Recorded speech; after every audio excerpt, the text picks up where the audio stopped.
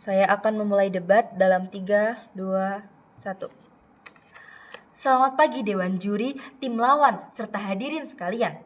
Saya selaku pembicara pertama dari tim kontra dengan tegas menolak mosi hari ini, yaitu Dewan ini menyesalkan transisi OpenAI menuju struktur perusahaan berorientasi profit.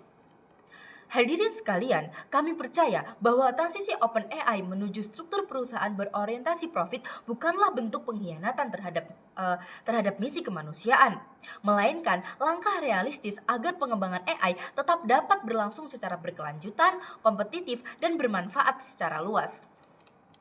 Dalam dunia nyata, teknologi sebesar Artificial General Intelligence atau AGI tidak dapat dikembangkan hanya dengan idealisme. Dibutuhkan infrastruktur superkomputer, energi listrik besar, talenta riset kelas dunia, keamanan siber, serta biaya operasional bernilai miliaran dolar. Training model AI modern membutuhkan ribuan GPU dan pusat data dengan konsumsi energi yang sangat besar misalnya. Semua itu tidak mungkin dipertahankan hanya dengan donasi atau idealisme non-profit. Karena itu, pertanyaan dalam debat ini bukan apakah profit itu buruk, melainkan apakah pengembangan AI berskala besar dapat berjalan tanpa model pendanaan yang kuat? Dan jawaban kami jelas, tidak. Sebelum masuk ke argumentasi, izinkan saya memperjelas posisi tim kontra. Kami tidak menyatakan bahwa perusahaan profit itu sempurna.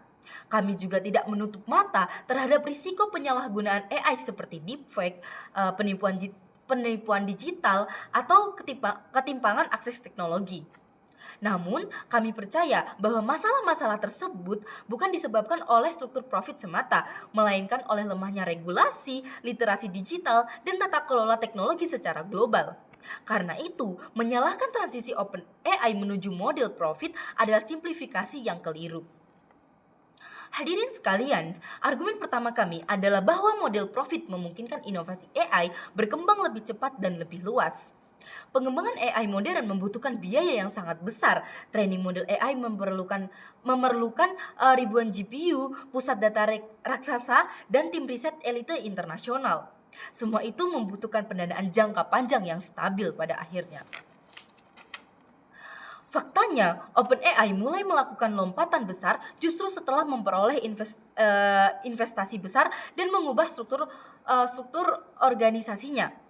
Menurut laporan OECD mengenai perkembangan AI global, investasi swasta memainkan peran penting dalam mempercepat inovasi, penelitian, serta implementasi teknologi AI di berbagai sektor publik dan ekonomi.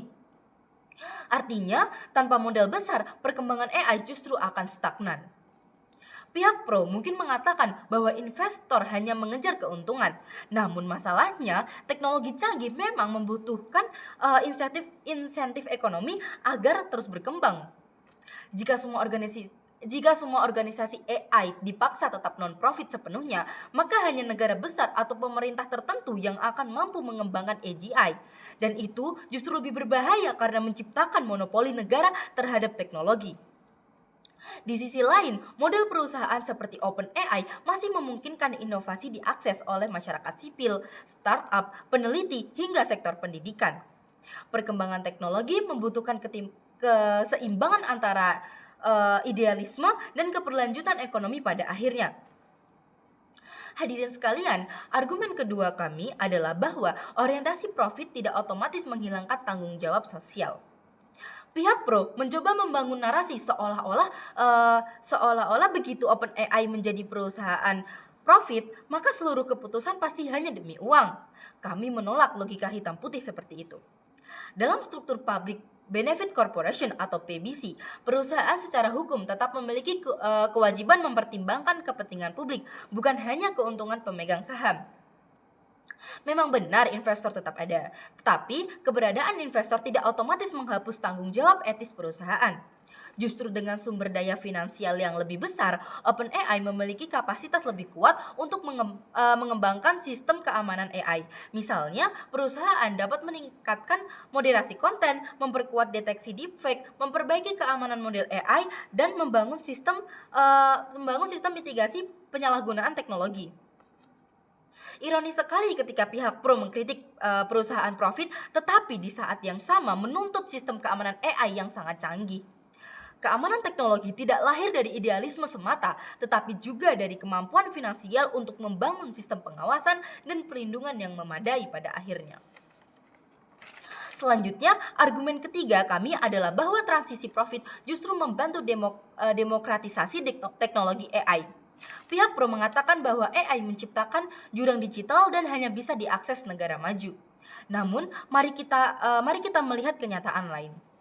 Ketika OpenAI berkembang pesat dan bersaing secara global, banyak teknologi AI mulai tersedia untuk publik secara luas, baik melalui API, platform gratis maupun integrasi pendidikan dan bisnis. Selain itu, kompetisi antar perusahaan AI juga mempercepat penyebaran teknologi.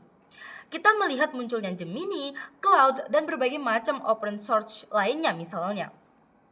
Bahkan pihak pro sendiri mengakui bahwa keterbukaan teknologi OpenAI mendorong perusahaan lain untuk lebih berkembang. UNESCO dalam rekomendasinya mengenai etika AI menekankan bahwa tantangan utama AI bukan menghentikan inovasi, melainkan memastikan tata kelola, akses inklusif, dan penggunaan yang bertanggung jawab. Misalnya, pemerintah dapat membuat kebijakan perlindungan data, regulasi deepfake, dan akses pendidikan AI tanpa harus menghentikan perkembangan perusahaan teknologi.